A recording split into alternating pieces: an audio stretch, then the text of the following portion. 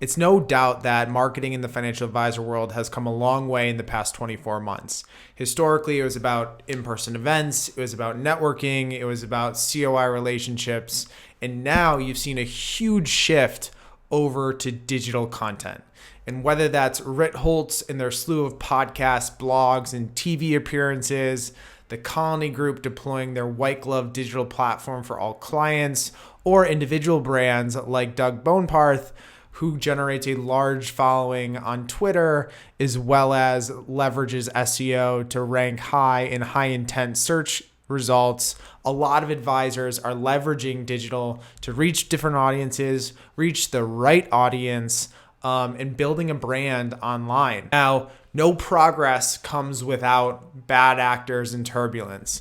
We've seen firsthand at the 7 Group a lot of advisors that have been tricked into thinking that marketing is some magic potion that can 10x your business in 90 days, or pay some massive fee for a specific program or a specific course. But the reality is much different. The reality is that sometimes marketing can be a long, slow grind. So in this video, we are going to dive into the biggest ugly truths when it comes to marketing in the wealth management space. Ugly truth 1, marketing takes a lot longer than you think. If you look at any big brand, Coca-Cola has been around since 1886.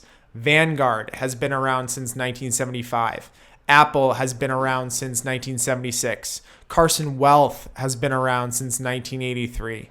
These brands have been around and been promoting and marketing themselves for an incredibly long time. Now, you may be asking yourself or saying to yourself, well, I'm not Coca-Cola, or I'm not Apple, or I'm not Salesforce. But at the end of the day, it's important that marketing across the board takes time to gain momentum with clients, takes time to gain momentum with people seeing your brand, to not only generate the brand awareness that you need, but also ensuring that you're sticking your message with clients. People need to be conditioned to recognize a brand over time. And you'll see on the chart where essentially within the ROI and the effort and what happens within marketing, you kind of have 3 phases. You have the honeymoon phase, which is you're super excited about what you're doing, you're kicking things off, you're creating some content. Then you really go through the slog phase, which essentially is, your effort picks up, but you're not really seeing the ROI. And then it starts to equal out. And essentially you start to see some really good ROI on the efforts from staying in front of your audience, building content, distributing content, doing paid ads consistently, and generating a lot of brand awareness with your specific target audience. So essentially people need to see your message repeatedly, and you need to lean in and be in it for the long haul from a marketing perspective. Ugly truth 2 is that it takes more time and effort than you're going to plan on giving personally. As an advisor, we know that you have a ton of things to manage, particularly if you're a solo practice or if you have a team of 2, 3, or 4, or 5, you're running multiple parts of your business: the client relationship side, the operations side, the accounting side, the investment side of things. Generally, when it comes to marketing, you're going to be spending a lot more time than you think as it relates to developing content, unless you end up outsourcing your entire marketing strategy. Now, usually what we see advisors spending when we work with advisors from a 7 Group perspective is anywhere from 6 to 15 hours a week on marketing. And this is across content creation, distribution. Now, this very much depends on how much the advisor is outsourcing or leveraging third-party content. But when it comes to how you should really break up, call it that 15 hours a week on marketing, we think that you could be spending essentially this breakdown. So there's 2 hours on strategy and planning, really getting to a place of who you're going after, assessing your analytics, looking at how you're mapping to your campaigns on a monthly or weekly basis, understanding how people are engaging with your content, responding to comments. That's really important, spending 2 hours a week on strategy and planning.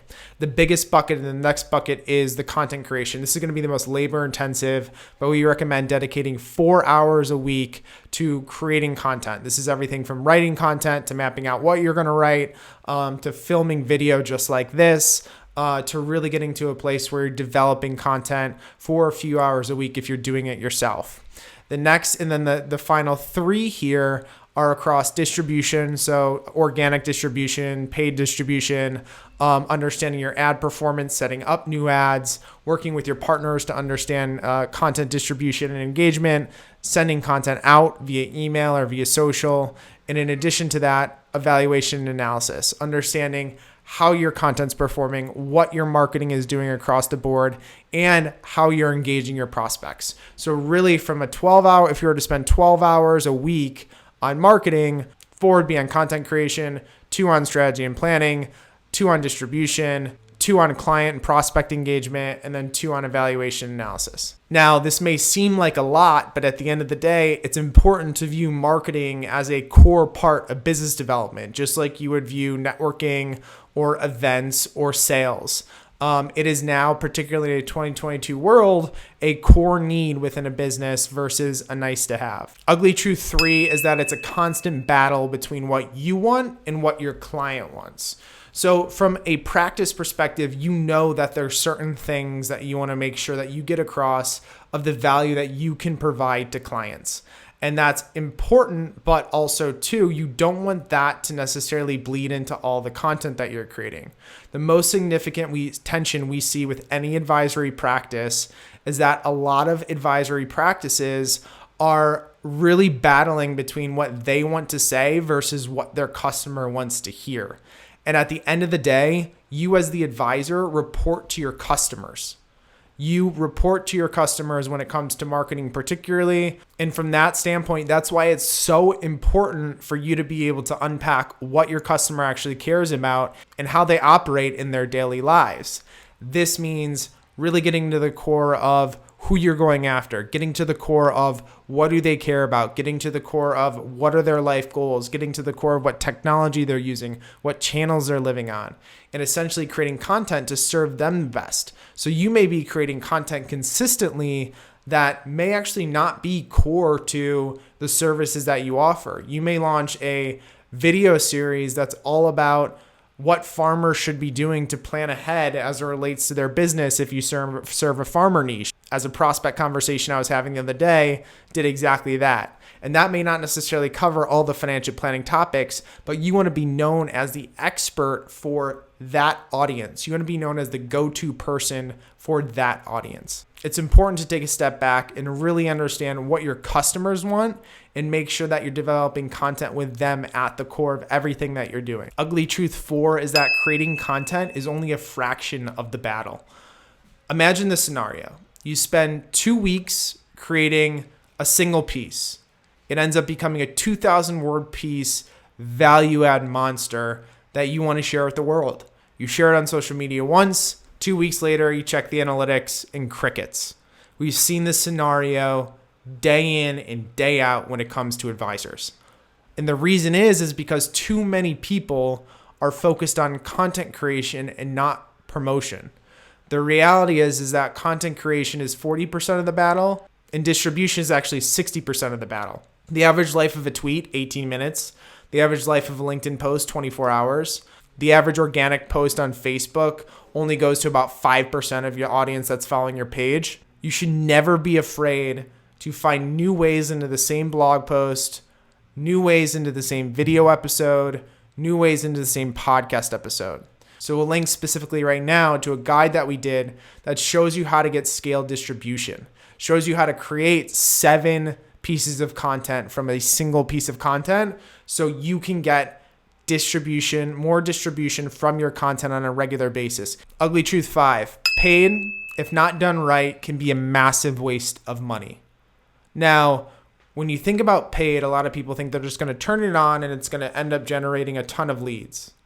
Now, from that perspective, that is potentially possible, and we've seen it with advisors that we've worked with in terms of turning on lead gen ads on Facebook, particularly in generating a ton of leads that are potentially qualified.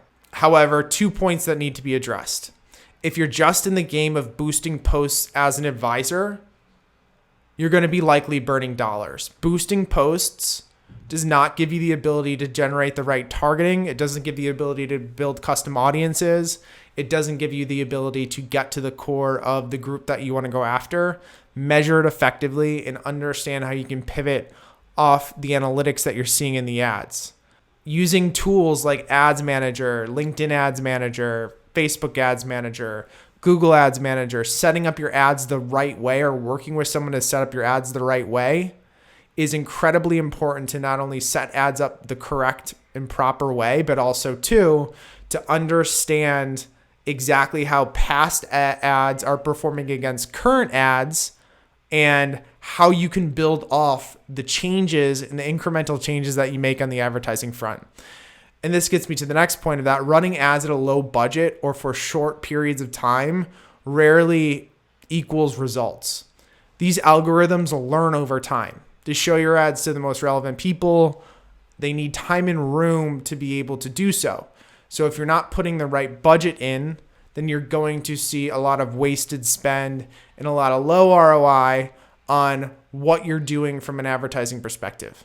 So from that perspective, if you're advertising on specific channels, you want to make sure that you're setting minimum budgets or working with someone to set minimum budgets to increase your frequency, and also make sure that your audience sizes are in the right ranges in order to attract the right audiences and let the algorithm work itself out. And the last ugly truth is that great marketing can't fix a crappy service or product. We've heard it, we've seen it. Generally, marketing can get people there. A lot of the time it can make people stay.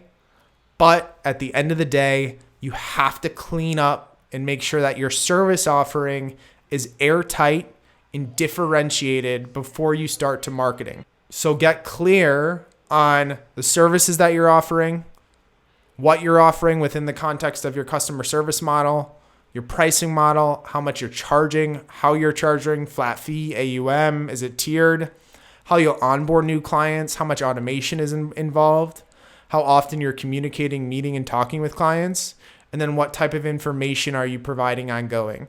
Getting those things clear before you start to market is incredibly important to marketing the right way and serving clients the right way as you scale. So those are the ugly truths. Thank you for tuning in. Marketing should and will be a part of your practice growth in the future, but it's essential to get clear on time you're putting in, the effort you're putting in, the investment you're putting in, and understanding the results on the other side.